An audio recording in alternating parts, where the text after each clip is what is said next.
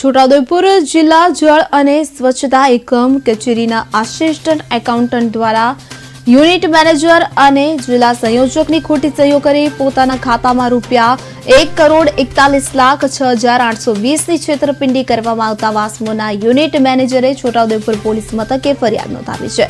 છોટાઉદેપુર જિલ્લા જળ અને સ્વચ્છતા એકમ કચેરીમાં ગાંધીનગરની કચેરીથી જિલ્લામાં ચાલતા વિવિધ કાર્યક્રમ હેઠળ જુદા જુદા હેડ પર ગ્રાન્ટ ફાળવવામાં આવી હતી કે જે એકાઉન્ટમાં યુનિટ મેનેજર અને જિલ્લા સંયોજકની સંયુક્ત સહીથી નાણાકીય વ્યવહાર કરવામાં આવતો હતો, પરંતુ કચેરીના આસિસ્ટન્ટ એકાઉન્ટન્ટ દ્વારા યુનિટ મેનેજરની તથા જિલ્લા સંયોજકની ખોટી બોગસ સહીઓ કરી રૂપિયા 1,41,06,820 પોતાના બોડેલીની એચડીએફસી બેંકના ખાતામાં તારીખ 8/11/2024 અને 16/10/2025ના સમયગાળા દરમિયાન 56 ટ્રાન્ઝેક્શન મારફતે જમા કરાવી દીધા હતા.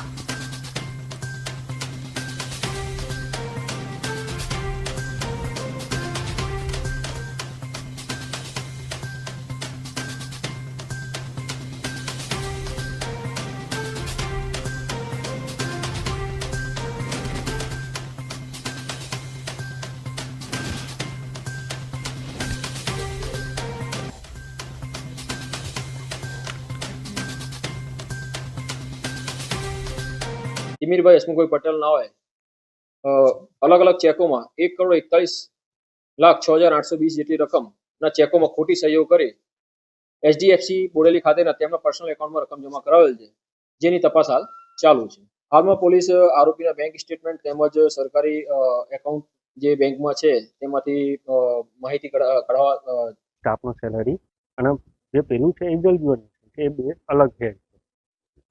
મારા ખાતામાં નથી હાલ, તો એ મેં તમને એ તો કીધું હમણાં કે મને ખરેખર ખ્યાલ નહીં કે શું થયું છે. એના માટે જ અમે સ્ટેટમેન્ટ મંગાવીને ચેક કરવાના છીએ. હા, મેં સ્વીકારી એટલે તો પોલીસ સ્ટેશન હાજર થયો ને, બાકી થોડો હું ભાગી ના ગયો હોત અત્યાર સુધી તો બીજા લોકો ભાગી જાય છે. તિમિરભાઈ હસમુખભાઈ પટેલ